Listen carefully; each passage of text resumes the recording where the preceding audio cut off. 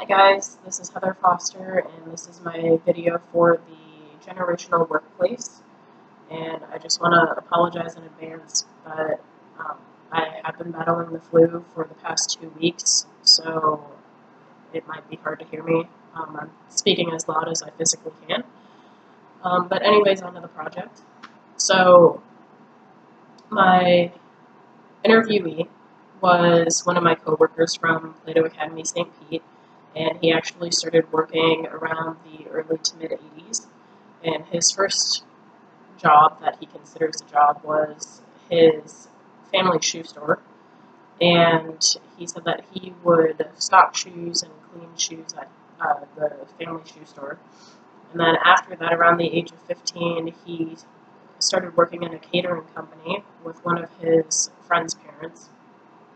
But both of those jobs were actually under the table, so he doesn't consider them a real job. And his first real job was actually working at Subway, which is the sandwich store. And he said that he worked for the catering company for about a year and then went over to get an actual paycheck, which he said was a mistake because working under the table, as we all know, you make a lot more money doing it that way, although there are ethical issues that go along with that.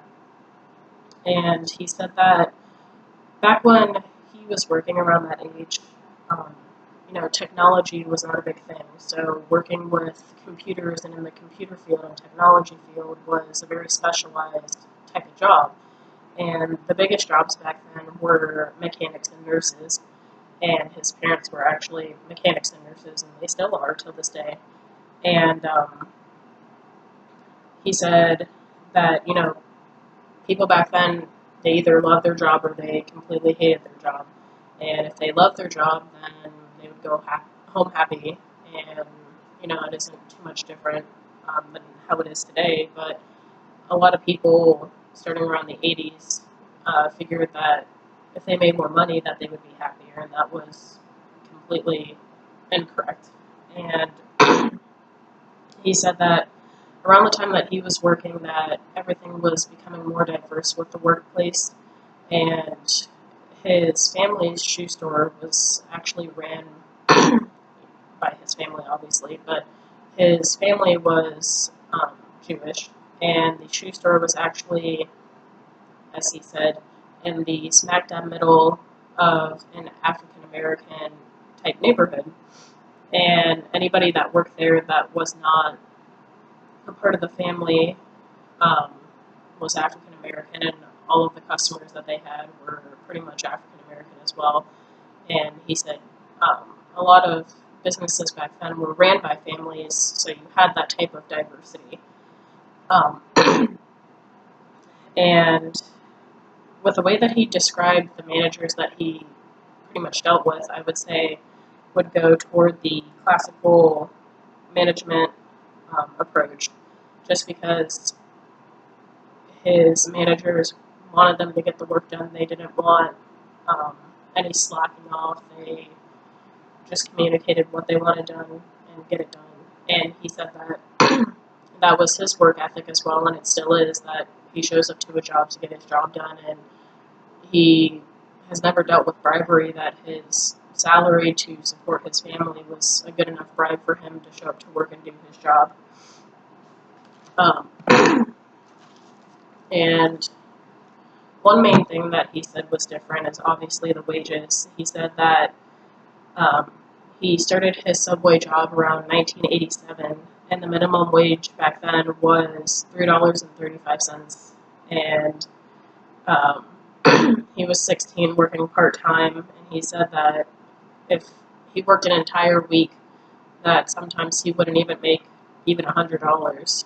And now people complain about minimum wage being $15 an hour for barely doing anything, when he said many people would call off and he would have to deal with the entire shift himself, and he worked very hard, and the wage wasn't different at all. You just had to do your job and figure out how to run the business. And he said that the turnaround rates were very high, and that they still are, that pretty much any type of retail or fast food chain is very easy to get a job in because of how many people quit or get fired every single day. And as he said, it doesn't take much brain power to work at a place like that. And then one thing that I found very interesting that he said, when I asked him about how the practices are different nowadays, he said the work ethic has changed for the employees rather than the managers, and he thinks that the managers actually have to revolve their work ethic around the employees, saying that the management has to adapt to the younger generation, as he said, your generation, and he said that back then they just did what they had to do, and that they didn't complain about anything. That nowadays, everybody kind of complains about their job and that they're never satisfied with anything. But instead of going out and finding something new, they just stick and complain.